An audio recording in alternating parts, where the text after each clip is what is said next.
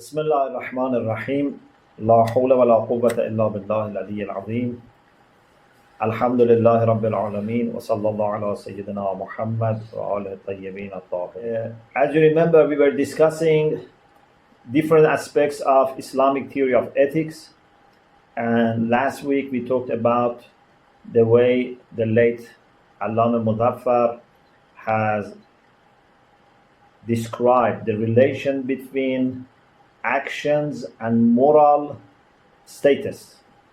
And we said that some actions are complete cause or al-illatu tamma for moral status or moral judgment, and this is when we have necessary relation. There can be no change, like goodness for justice or badness for injustice, for zulm. Some are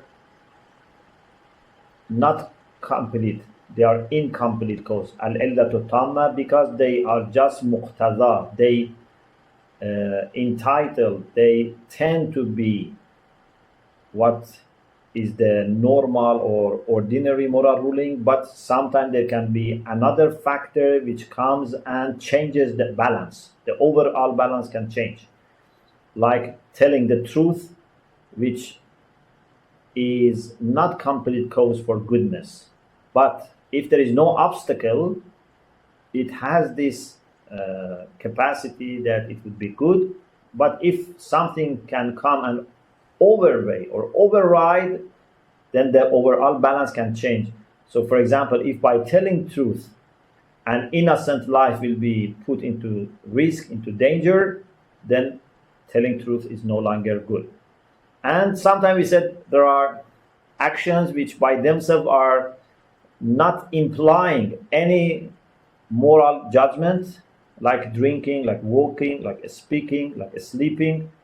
It is actually that external element which comes and gives a moral ruling. So if, for example, this speaking is for a good purpose, then it becomes morally good. If it is harmful, it becomes morally bad. Okay, this is what we discussed, alhamdulillah, in details in the last session.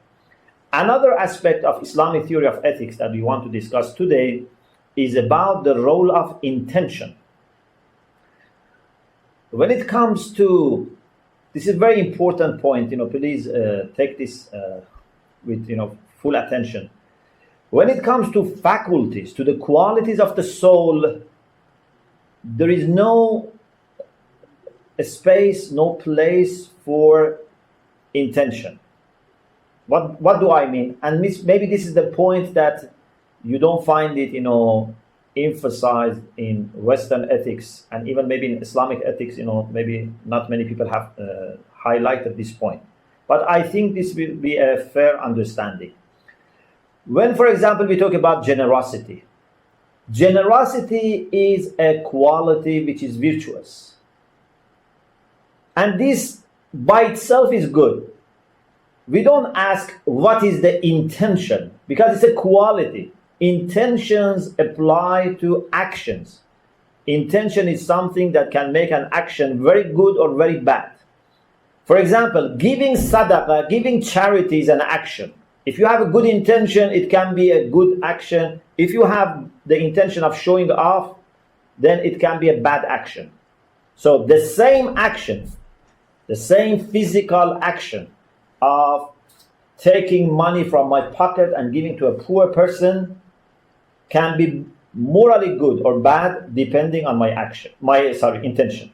But when it comes to quality, like generosity, here we don't have any role for intention. Generosity as a quality is virtuous.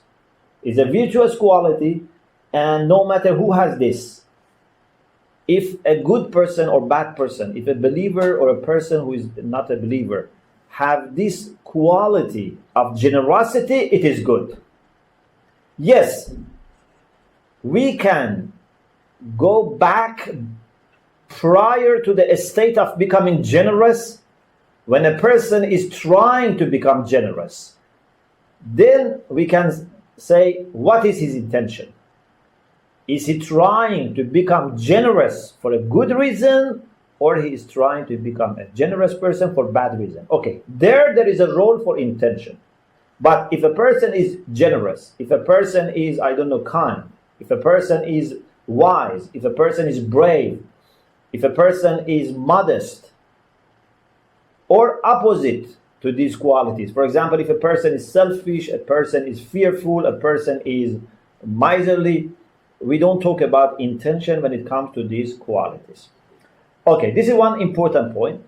The other important point is about actions. In Islamic theory of ethics, we need both act and intention to be good. We need both of them. If you want to use Quranic terminology, when we say ʿAmal Ṣāliḥ is when you have good action from a good agent. And inshallah, I will talk later about what makes an agent a good agent. Part of it is the agent must have good intention. In Islamic theory of ethics, for us, just intention is not the only thing we care about when we talk about the agent. In some theory, like for example, in the Kantian ethics, intention is the most important thing, or maybe the only important thing, and they don't talk about the action itself that much, or about other aspects of the agent.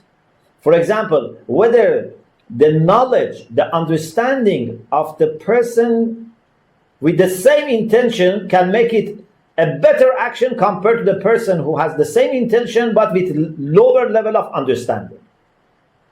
They don't discuss these issues. But in Islamic theory of ethics, we say two people, for example, who give charity, and the intention is the same, intention is good, but depending on how much they have ma'rifah of Allah subhanahu wa ta'ala, how much they are sincere, how much they are obedient to Allah, the value of action can be very much different.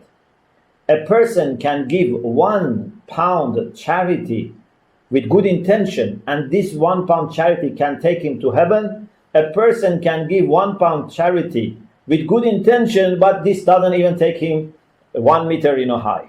Although it's good, but maybe just half a meter. So it's very important to note that for us, there are many different aspects of the agent which are very important. And inshallah, we'll talk about it gradually. But for the time being, we need two things for ʿAmal Ṣāliḥ. One is the goodness of the action, and the other is the goodness of the agent. And in the first place, now we want to talk about good intention of the agent. So, if I give a poisoned water to someone, unknowingly, my intention is good. I want to help him. He's thirsty. I want to give him water, but unknowingly, I am giving him a water which is either poisoned or is polluted. So, can be this ʿAmal Ṣāliḥ? My intention is good. No, this is not ʿAmal Ṣāliḥ. Although your intention is good, but because the action is not good, the action is not bringing any goodness, this is not ʿAmal Ṣāliḥ. Or for example, I see a person is ill, then I prescribe something. I say, take this medicine, or take this food. My intention is to help him, but I am not a doctor, I am not experienced, I am not qualified. Maybe I am harming him by this. This is not ʿAmal Ṣāliḥ, although your intention can be very good. ʿAmal Ṣāliḥ is when the action itself is good, and also the intention is good. So if I give someone the best medicine, but my intention is not good, this is not also ʿAmal Ṣāliḥ. Maybe he can benefit from that medicine, but I am not benefiting from this as ʿAmal Ṣāliḥ, because my intention was not good, although the action was good. So, to have ʿAmal Ṣāliḥ, to have a righteous deed, or if you want to use ethical language, to have a right action, or an action which is morally good, we need to have good action and good intention. I mean by good action, either something which is the complete cause for goodness, or it is incomplete cause but there is no obstacle, so it leads to the moral status, or it is neutral, like speaking and drinking, but something good has applied to it. For example, it is for the saving of your health, then that walking is good. Or it's for saving your life, then that drinking is good. So in any of these three possibilities, the action becomes good, and then you have good intention, so the result is that you would have a good action, a morally good action. You would have ʿAmal Ṣāliḥ.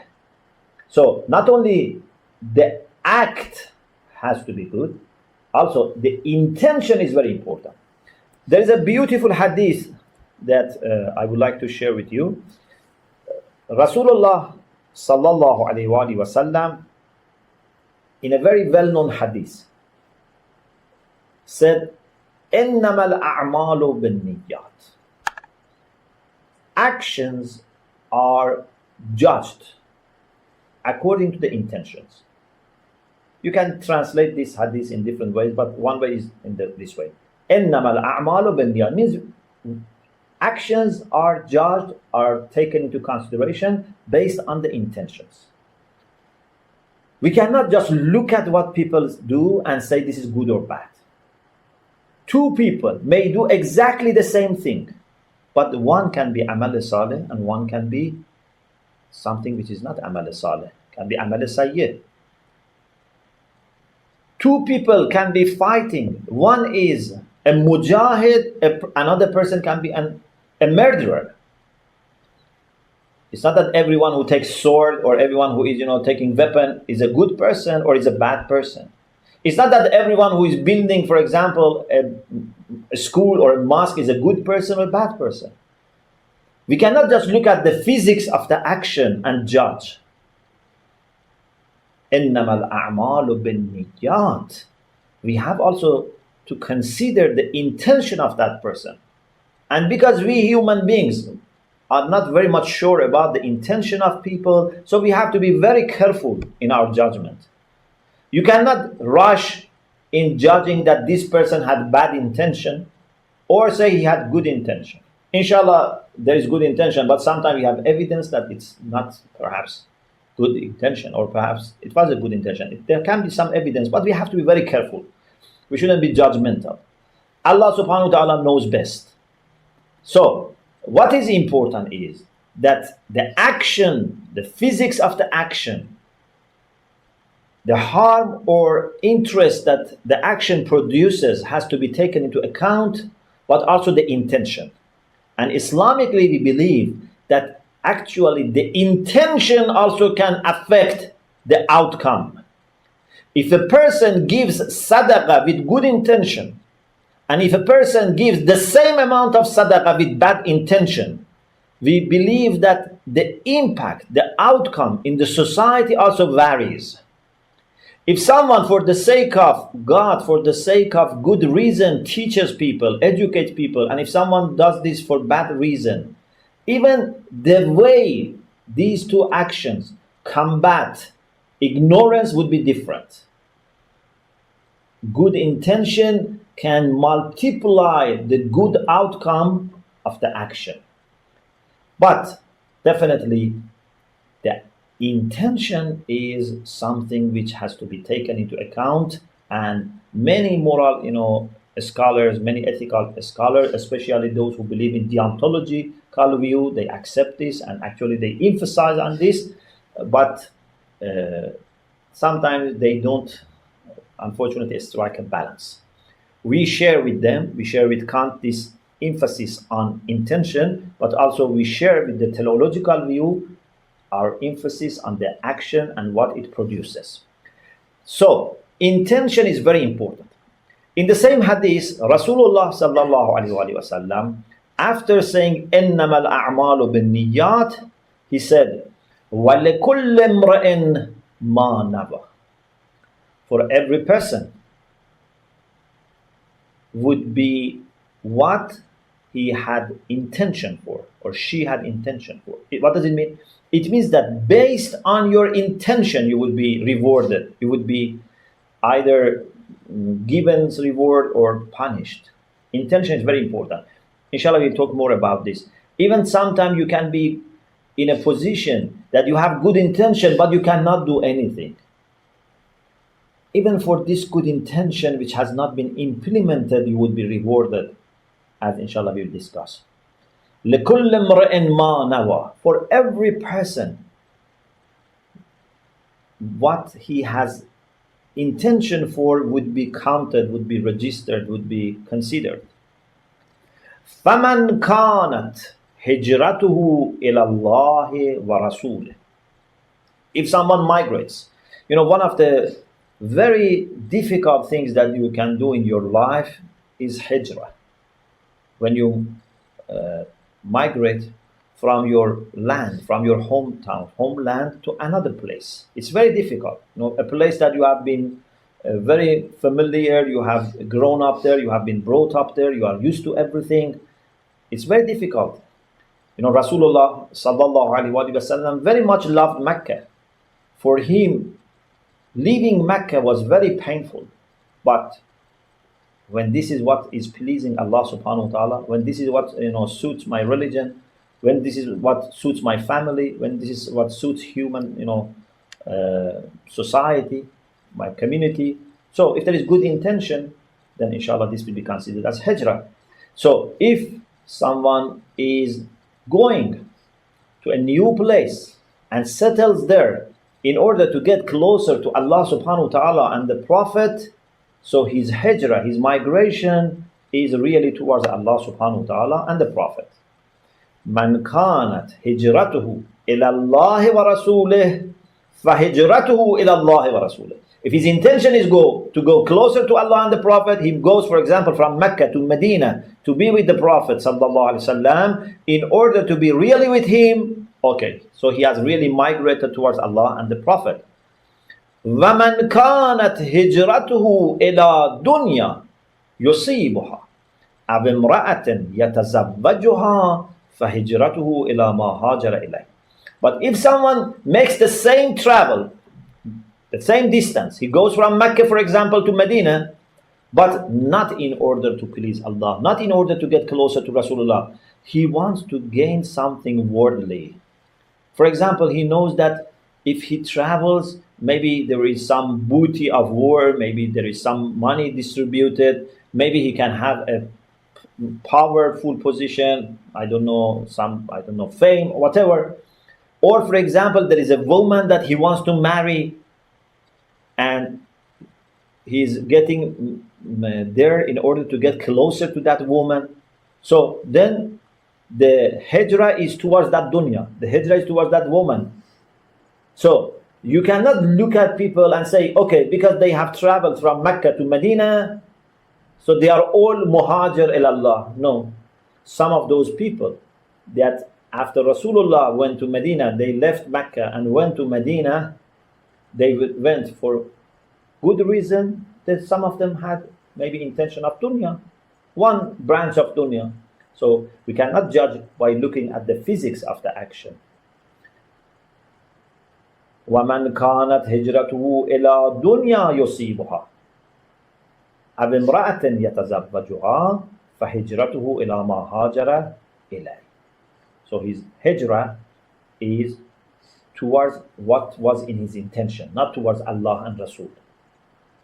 In one of the battles in early Islam, a Muslim soldier was killed. And people, thought that he's a martyr, he's a shaheed, because he was killed in the battle. But then they were informed that, no, he's not a shaheed. In order other people get lesson, it was told that actually the reason he was killed because he wanted to go and take a donkey that belonged to one of the enemies. So in order to go and get that donkey, he went towards enemies, and then he got killed. So he is not a shaheed fi sabilillah. He was not someone who was killed for the sake of God. He was known as Shahidul Himar. He's a person who is killed for the sake of a donkey. So he's not a person who is really and martyr. So we have to be careful. Sometimes we do lots of things, sometimes we maybe exhaust ourselves, we tire ourselves, but without making sure what is our intention. And then we are not gaining anything because we didn't have good intention, or maybe sometimes we will be even blamed or punished because we had bad intention or we had no intention. So we have to be very careful. So this is one hadith. There is also a hadith from Amirul Mu'minin alayhi salam, which says, "An-niyyatu asasul ʿamal." Intention is the basis, is the foundation of action. Intention is not something separate from action. Because as I said, ʿamal ṣāliḥ has two foundations. Or you can say it has one foundation and one construction upon that foundation. The foundation is niyyah. And then what you build upon that good intention, that strong and firm foundation, is a good action. Both have to be together so that you have ʿamal ṣāliḥ. So in Islamic theory of ethics, in order to say an action is morally good or morally right, or we ought to do it, we have obligation to do it, we need to make sure that the intention is good and the action also is good by producing good results. Okay, now there are a few points about intention that we need to make.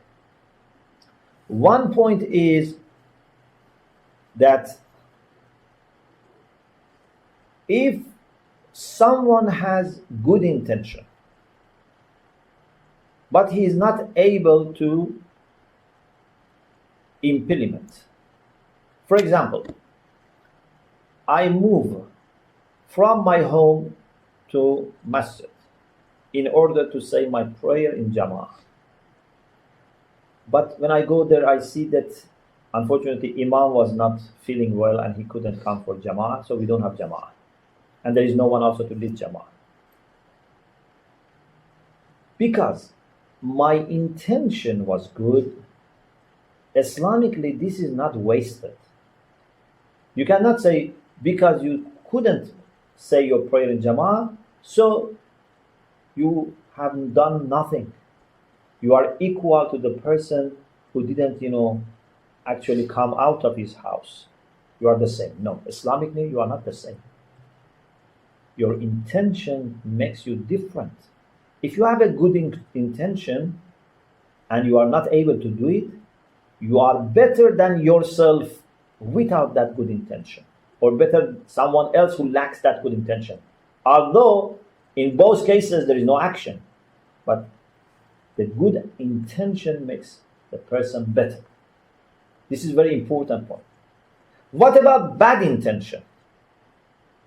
Morally, from a spiritual point of view, the same is true about bad intention. But Allah subhanahu wa ta'ala, out of His mercy, His rahmah, rewards us for good intention, but doesn't punish us for bad intention which has not been implemented. Of course, this is the principle. There can be exceptions, but normally this is the ruling. So, if a person makes the intention of going, for example, to a sinful gathering, he leaves his house, but he cannot reach the gathering, or the gathering doesn't take place. From a moral point of view, from a spiritual point of view, that bad intention is destructive. It's causing some darkness. But Allah subhanahu wa ta'ala would not punish, because the actual sin didn't take place. He was fortunate that the sin didn't take place. But when it comes to good intention, Allah subhanahu wa ta'ala rewards for the good intention even if it was not implemented. From moral and spiritual point of view, as I said, good intention and bad intention both have impact on our soul. But from a legal point of view, from a fiqh point of view, Allah out of His mercy rewards us for good intention, but doesn't punish us for bad intention. This is most of the time. So this is one point. The second point is that when the intention is good, the scope of intention can also increase the goodness of intention. And when the intention is bad, also the scope of the intention can increase the harm, a spiritual harm. For example, I have the intention of helping one person with his, I don't know, education, with his, I don't know, family issues, with his health, with money, whatever.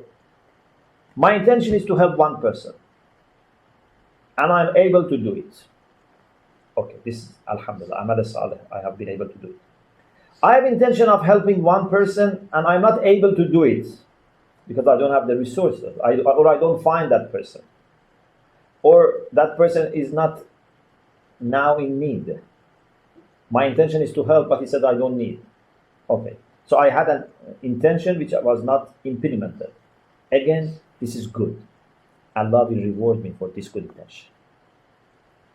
But what if I have intention of helping two people and I'm not able to help them? Does this make a difference? I'm not able to help anyone, but my intention is either for one person or two persons. Does this make a difference? If I was able to help them actually, of course, if I help two people, would be better than helping one person, so the reward would increase.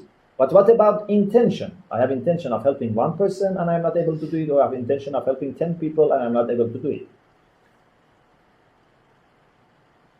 It seems clear that even if you are not able to do anything, just the fact that your intention is to help more people would add to your reward. It's very important. So, not only it's important to have good intention, whether you can do it or not, it's also very important to widen your intention. Don't restrict your intention. Let only the physical limitations, the worldly limitations restrict your action, but don't let them restrict your intention. How many people I can feed? How many people I can teach? How many people I can help? In dunya we have restrictions. Maybe I don't have that much money that I need. Maybe I don't have that much knowledge or I don't have that much time. Or people don't come to me. Okay, there can be restrictions. But I shouldn't let these limitations and restrictions affect my intention. Because my intention is what Allah has given me full control over it. It's up to me to have intention of helping one person or 10 people or millions of people or all humanity today or also in future. We can have many, many different scenarios. Why we don't make our intention to help everyone? And not only just today, in future. I want to feed all hungry people. I should be wanting to educate all ignorant people in the east, in the west, in the north, in the south, today, tomorrow, up to the end of this world. There is no limitation here. And then this can not only increase our reward, but it has great spiritual impact, because this is widening your soul. This is making your heart larger and larger. This makes you closer to Allah subhanahu wa ta'ala, because Allah subhanahu wa ta'ala has unlimited mercy, and in this way you can at least resemble Allah subhanahu wa ta'ala in your intention by having no limit in your intention. We cannot resemble Him in our action because our action is limited. But why we cannot have intention which is universal, which includes everyone, not only human beings, animals, plants, everything. This is a very beautiful aspect of Islamic theory of ethics that we need to remember and we need to benefit from. In one of the du'as we say to Allah subhanahu wa ta'ala, Waffir بِلُطْفِكَ نِيَّتِي. O Allah, with your grace, grow my intention. Our intention can grow.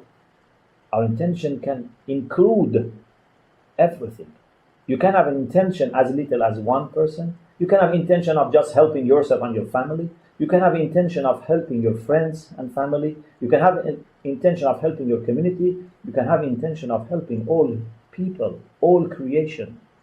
And you can have intention of helping all creation for all generations, all ages to come.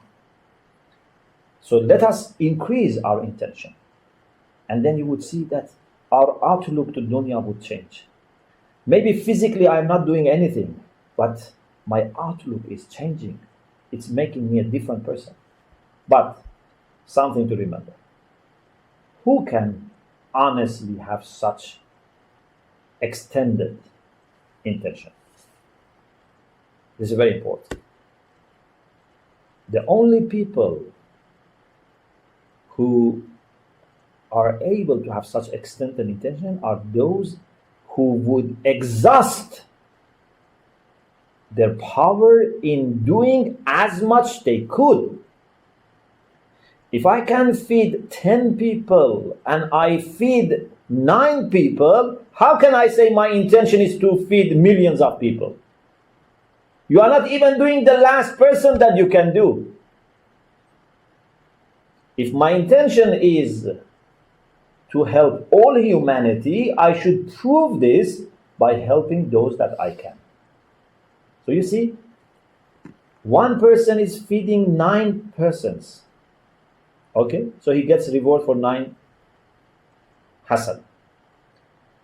Another person is feeding 10 people and his intention was only to feed 10 people because this is the only thing that he can do. So the reward is for 10 people.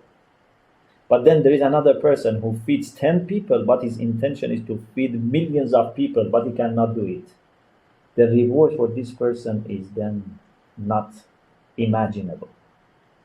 So it's a very clever way of doing business with Allah subhanahu wa ta'ala. Our business can be very, very successful. So you should never imagine the success of people, how much profit they make in their business with Allah by just looking at what they do. It's very much based on what is their intention, what is their understanding, what is their ma'rifah. So 2 people may do the same thing, but their intention can be very much different, even if the intention is good, depending on the scope of the intention. There are also a few other points that inshallah we will talk about them in the next session about, for example, the role of ma'rifah. And also, inshallah, we will talk about the fact that if someone wants to have a good intention, should it be only to please Allah subhanahu wa ta'ala, so that it will be only limited to mu'mineen? Or there is a possibility that, for example, a person who doesn't believe Allah subhanahu wa ta'ala but still has a good intention. For example, he honestly wants to help poor people. He honestly wants to treat ill people. Is it also considered as a good action? Is this morally good? A person who doesn't believe in God but has good intention, or it has to be only for the sake of God? Or even among the believers, if, for example, a mother feeds her baby and looks after the baby, as a mother, is this good, or it has to be only for the sake of God? Of course, we don't have doubt that if it is for the sake of God, it's qurbatan ilallah, it's very, very valuable. But does it mean that anything other than that would be useless, or no? Islamically, even good actions with sincere intention of people who are not believers, like Hatam Ta'i, for example, or for example, believers who believe in God, but maybe for some of their actions, they don't have actual niyyah of qurba, but they do it because they find it good. Are these also morally in Islam acceptable and appreciated or not? Inshallah, we will talk about this in the next session, inshallah, which will be inshallah in the next semester. I just want to add in one point, and we leave the rest inshallah for the next session. When we say that Allah rewards us for good intention, even if we are not able to implement, you have to consider two things. This doesn't mean that the reward would be the same as the person who has actually done the action. For example, I have the niyyah of going for Salatul Jama'ah, but I am ill, I cannot go. Or there is no Salatul Jama'ah, there is no one to say my Salat. Okay, inshallah, Allah will reward me for this good intention. But would my reward be the same as the person who has this good intention and actually does the action? The answer seems to be not necessarily. There is still something in the action. Although, for intention, even if it's unlimited, you will be rewarded. But still, if on top of good intention, you are able to do the action, it seems to be increasing your reward. At least I can say in this way. Of course, this is my humble opinion, maybe not necessarily accepted by others, but normally I haven't seen this that much discussed by others to see what is the opinion of others. But I don't see why they shouldn't accept. But just to do ihtiyat, I say this is my opinion and maybe not necessarily accepted or necessarily true. My opinion is this, that if someone has good intention, he would be given reward. So this intention is registered as hasan. But if he has intention and actually manages to do it, then his reward is not just one, at least 10. Man jaa bil hasana falahu ashru amthal. The one who actually brings the hasana, he would be rewarded 10 times. This is the minimum. The minimum multiplied reward for good action is 10. Sometimes there are much more. In one of the papers in the series on understanding God's mercy in Message of Thaqalain, we talked about this. Inshallah, you can refer to that. Allah subhanahu wa ta'ala sometimes may reward 10,000 times more. Sometimes may reward 30,000 times more. They can be different. Sometimes can be rewarded without measure, بغير حساب. But the minimum is من جاء بالحسنة فله عشر أمثالها. من جاء بالسيئة فلا يجزى إلا مثله. The one who brings the bad action, he would be punished only once. One for one. But for good action, at least 10 times more. Okay, this is for the one who can do the action. Maybe if someone has niyyah and not the action, he would be only rewarded once. Maybe. Because it says man jaa bil hasana. Doesn't say man nawa al hasana. Yes, if you make niyyah, you will be rewarded. Your niyyah was to, for example, go for Salatul Jama'ah, okay, you will be given sawab of Salatul Jama'ah. But if you actually go and do Salatul Jama'ah, you will be rewarded 10 times, 10 Salatul Jama'ah. So this is one way of explaining the difference between the person who does the action and the person who just intends but is not able. Another thing is that this is a very important point, and please think about it, and inshallah we can discuss this, if needed in the next session. We have two aspects in every action. One is reward or punishment. The second is the spiritual impact. For example, if there is a good action, one is thawab or reward, one is light that it brings. The light that it brings can be different. The way it helps my soul, prepares my soul, polishes my soul, can be different when we compare action to action plus, when we compare intention to intention plus action. For example, I have intention of reading Quran. I want to recite Quran. But just when I want to start reciting the Quran, a guest comes to my home. Okay, I have to be respectful to my guest. So I have the intention, but I'm not able to recite because now I have something else to do. Or I want to, for example, go for ʿAmal of Laylatul Qadr to masjid, but we have an ill person that I have to look after. Okay. I will be rewarded, inshallah, for a'mal of Laylatul Qadr or for recitation of the Quran, even if I am not able to do it because I have intention and Allah knows that I really wanted to do this, but I couldn't. Okay, I will be given the reward. But this doesn't necessarily mean, I'm saying doesn't necessarily mean. This doesn't necessarily mean that my soul would benefit from this intention equal to the time that I was able to go and attend that Laylatul Qadr program or recite the Quran. Sawab is there, of course, with the first point which I said that maybe it's not multiplied. But even if sawab is there, the thing is that the impact is different. And this is why, sometimes I say to volunteers who help, for example, in months of Muharram, in months of Ramadan, there are volunteers who help. For example, they stay all the night outside to help traffic. They help the drivers, to have no problem in getting into the center or going out of the center, or, for example, other things.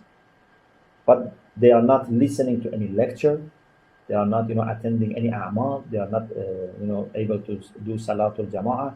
Okay, maybe Allah will reward them, inshallah, because they are sincere, they are helping. For sure, they are doing hasana, and maybe the reward is the same as those who go there. Maybe it's more. I don't know. Maybe it's more because they are losing more.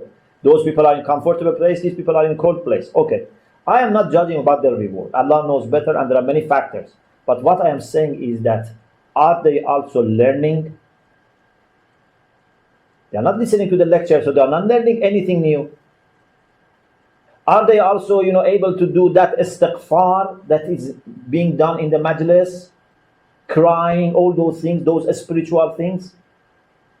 We shouldn't be only concerned with the reward. And this is why, I sometimes advise that these people should rotate. They should change their shifts. They are getting, mashallah, lots of reward. Definitely everyone has to appreciate what they do, but also we shouldn't let them, be deprived from all the benefits that doing those things, spiritual things, can have. So I wanted to just bring this to your attention to open up the discussion so that you can think, inshallah we can discuss this later, that we have to distinguish between reward, between ajr and the light which comes with the action, with the spiritual impact that the action has. They are very much related to each other, but they are not equal. They are not necessarily always resembling each other in quantity. We have to be careful. So maybe thawab is there, but the knowledge, the light, the purity is not the same. Allah subhanahu wa ta'ala also in the Quran talks about the mu'mineen who do ʿAmal Ṣāliḥ, and Allah says that they have ajruhum wa nuruhum. So there is reward, there is also light, and these two come together, but not necessarily in the same way and in the same quantity. We ask Allah subhanahu wa ta'ala to enable us to, inshallah, be always doing righteous deeds and to have, inshallah, very expanded and extended, inshallah, intention for doing good, and be, inshallah, the channels for the mercy of Allah subhanahu wa ta'ala to all creation of Allah subhanahu wa ta'ala in all generations, inshallah.